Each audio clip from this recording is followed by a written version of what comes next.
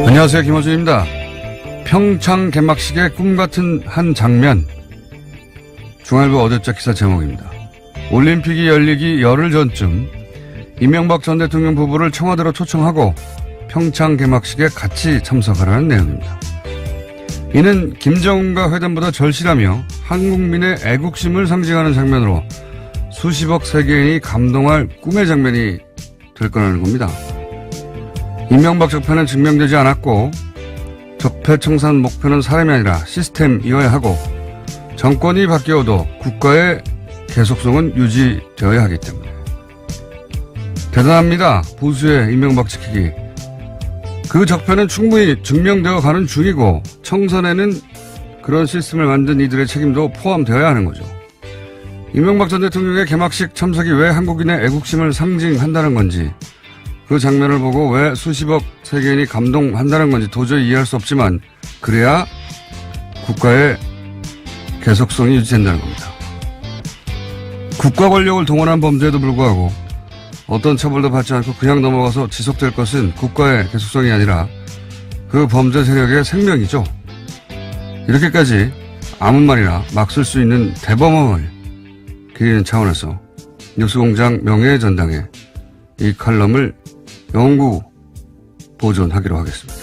김호준의 헌정이었습니다. 시사인의 김은지입니다. 대단한 칼럼 아닙니까? 네, 정말 놀랍네요. 이명박 전 대통령 관련 수사를 그동안 정치보복이라고 했는데, 예. 그런 주장이 얼마나 식상한지, 예. 보여주는 압도적인 창의성이죠. 예.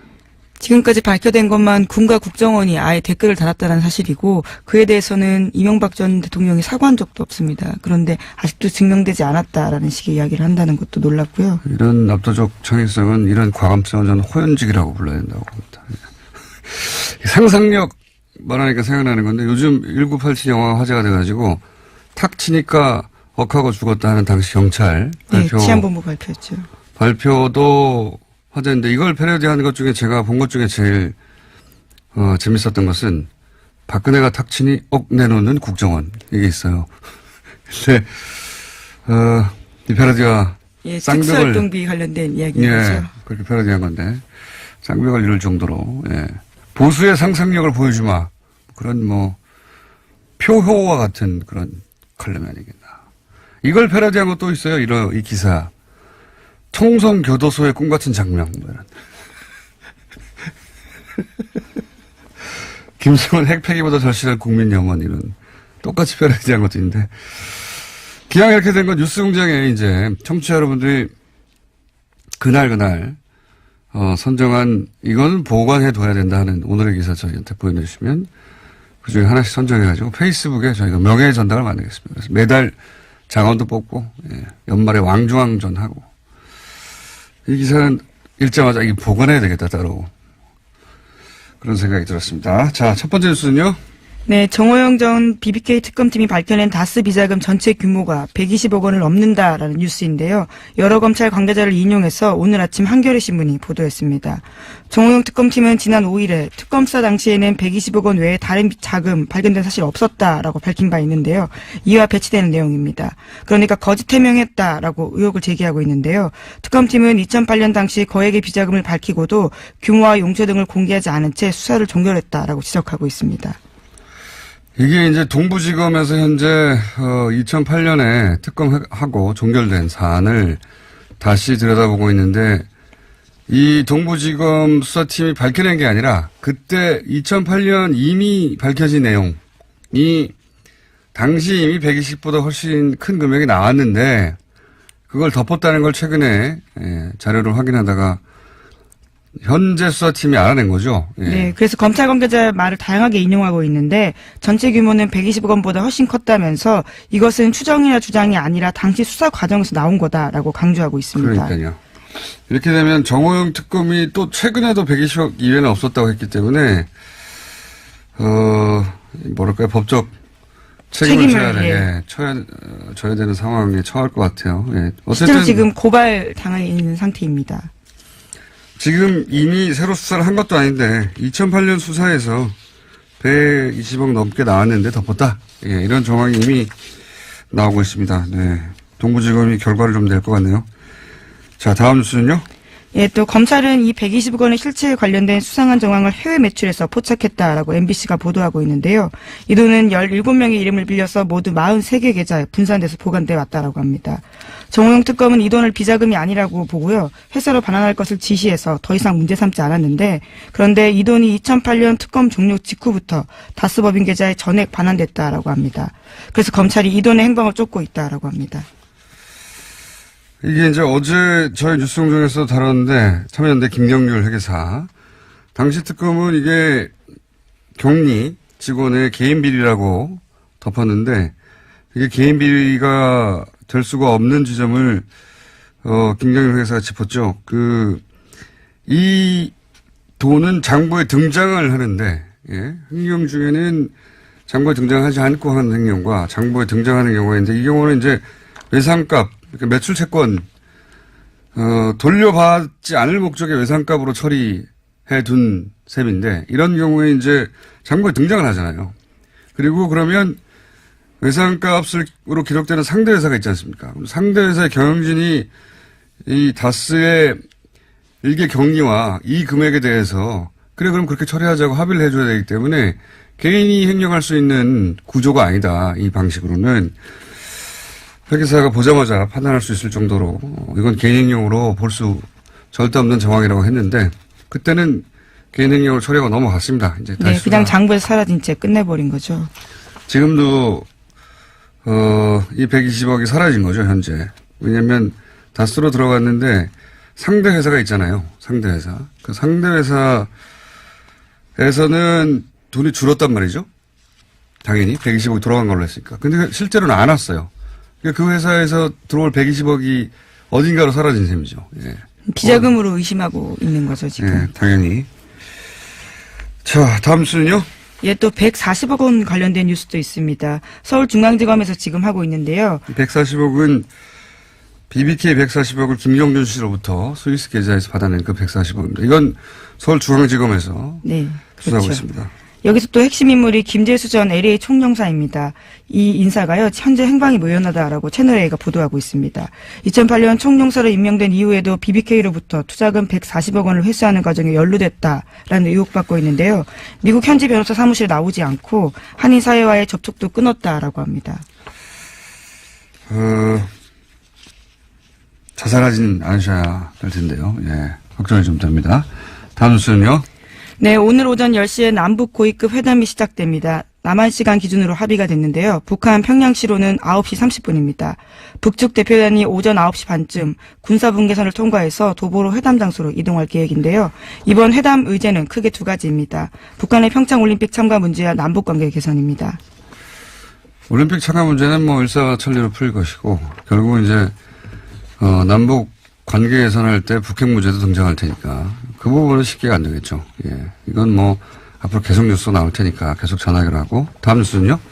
네, 어제 검찰이 박근혜 전 대통령의 재산을 처분할 수 없도록 조치해달라면서 법원에 추징보전 명령을 청구했습니다. 박근혜 전 대통령의 알려진 재산은 지난해 4월 서울 삼성동 자택을 팔면서 생긴 차액과 예금, 그리고 새로 구입한 내곡동 자택 등에 대해서인데요. 뇌물로 받은 국정원 특수활동비 36억 5천만 원인데 이에 대해서 법원의 유죄 판결이 확정되면 강제로 받아내기 위해서입니다. 이 돈을 약 40억 정도를 지금 유영하 변호사가 가지고 있다는 거잖아요. 팔아서 남긴 차액을. 예, 차액을 가지고 있다라는 거죠. 이건 이제 변호사비라고 주장하고 있는데 실제는 뭐 건들지도 않았고 아마도 박근혜 전 대통령 재산인데 예, 당시 이미 수감 중이었으니까 개인이 복원하던 돈이었겠죠. 박근혜 전 대통령의 돈을 유영하 변호사가. 이 돈이 이제 추징 대상이 된다는 거고요. 다 추징당해도 최순실 씨가 있잖아요. 예. 그쪽에 재산이 많지 않습니까? 그동안 잘 공유해왔는데. 자, 다음 뉴스는요? 네, 청와대가 일본 쪽에 전달한 출연금 10억 엔을 돌려주기로 확정했다라고 어제 JTBC가 보도했습니다. 사실상 한일 위안부 합의가 폐기되는 건데요. 오늘 강경화 외교장관이 위안부 합의 처리 방향을 발표하기로 했습니다. 여기에는 이런 내용이 포함될 것으로 보입니다.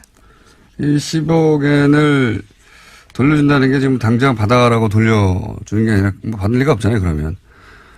공탁처럼 어디다가 따로 두겠다, 예탁해 두겠다 이런 얘기겠죠. 예. 알겠습니다. 그런 뉴스가 있고 다음 뉴스는요. 네, 안철수 국민의당 대표의 바른정당과의 통합행보에 적신호가 켜졌다라는 보도가 나오고 있습니다. 유승민 바른정당 대표가 국민의당과의 통합에 유보적인 입장을 취하면서인데요. 유승민 대표가 어제 기자들과 만나서 국민의당과의 통합에 대해서 최종적으로 결심한 것은 아니다라고 밝혔습니다. 유 대표 입장에서는 뭐 안철수 대표가 이미 되돌아갈 수 있는 다리를 불태웠기 때문에 매우 안락하고 여유 있게 예. 자신이 원하는 바를 요구하는 거죠. 예. 뭐 정강정책, 햇빛정책을 포함시킬 수 없다든가, 뭐 호남 중진은 배제하라든가 이런 요구사항이 있잖아요. 이거를 배짱을 튕기는 거고 안철수 대표는 이제 더욱 몸이 달 수밖에 없죠. 이미 불태워버렸기 때문에 다리를. 그래서 이제 이런 요구사항을 결국은 들어줄 수밖에 없게 될 것이다. 왜냐하면 이제 이렇게 이 시점에 합당에 실패하면 안철수 대표의 정치 생명은 거의 마감되는 게 아닌가 이런 상황이기 때문에 네. 훨씬 사이즈도 작고 그리고 바른정당 형편이 굉장히 어려운데도 불구하고 탈당하는 사람이 계속 나오고 있고. 네, 오늘 남경필 경기도지사와 김세현 의원이 탈당할 것으로 보입니다. 배짱을 튕기는 거죠. 예. 정치권에서 이런 바보 같은 협상력은 참 유례 없이 처음 봅니다. 자, 다음 순요. 네, 어제도 박근혜 전 대통령의 박근혜 없는 재판이 진행됐습니다. 여기에 조원동 전 청와대 경제수석이 증인으로 나왔는데요. 박근혜 전 대통령에게 CJ 이미경 부회장 퇴진을 요구하는 취지의 지시를 받고 이를 CJ 쪽에다가 VIP 뜻이라고 전달했다고 법정에서 증언했습니다. 그러자 박근혜 전 대통령으로부터 왜 그렇게 일을 처리했냐라는 질책도 받았다라고 주장했습니다. 요거는 벌써 거의 1년 가까이 된 뉴스의 후속이네요. 네. 당시 이제 박근혜 전 대통령이 CJ 그룹 회장은 단체장에서 물러나고 부회장은 경영에 손을 떼라 이런 요구를 했다. 이런 보도가 있었고. 네, 송경식 CJ 회장이 대한상공회의소 회장이었는데 거기서 물러나라라는 겁니다. 그리고 이제 이미경 부회장은 경영에 손 떼라 이거죠. 예. 원래 보수가 항상 얘기하는 게 이제 자유시장 경제 체제 이렇게 얘기하는데, 원래 보수가 이제 자유 시장을 얘기할 때는 부자들이 자기들 마음대로 하게 달라는 거죠. 그런 자유화 시장인데, 그런데 이 박근혜 정부 사고방식은, 거기에도 미치지 못해요. 예. 왕이나 할 수 있는 거죠. 예. 사기업의 오너한테 손떼 이런 얘기를 할 수 있다고 하는 발상도 황당한데 그게 실행됐다는 거 아닙니까? 네, 구체적인 말을 보면 더 놀라운데요. 이렇게 이야기합니다. 회장님 너무 늦으면 저희가 진짜 난리가 납니다. 지금도 이미 늦었을지도 모릅니다. 수사까지 안 갔으면 좋겠다는 생각입니다. 라고요. 네, 협박한 거죠. 반대로. 더욱 황당한 건 이걸 지시한 실질적인 주체가 최순실 씨 아니겠는가. 이게 작년 4월쯤에 이미 나왔거든요. 법정에서. 최순실이 CJ 이미경 부회장을 향해서 만든 영화가 좌파 성향이라 XX 같은 년이라는 아니 그 마지막 말도 X를 하셔야 될 것 같은데요. 차은택 씨가 진술한 법정 문서에 나온 얘기예요. 예, 제가 한 말이 아니라 법정에 공개된 진술입니다. 이게.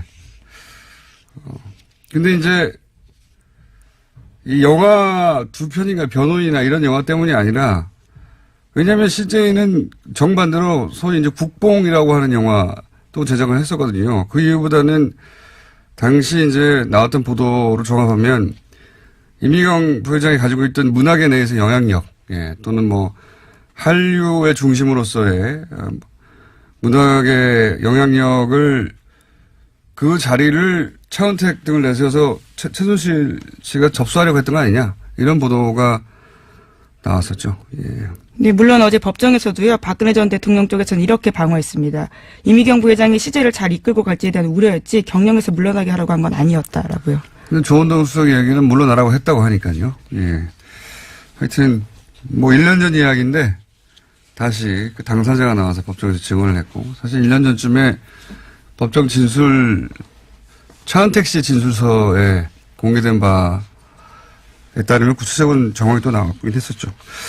그게 이제 1년 후에 이제 다시 당사자 증언으로 보도가 된 거고요. 오늘 여기까지 해야 될 것 같습니다. 오늘 미니가 하나 있어가지고 시사인의 김은지였습니다. 감사합니다.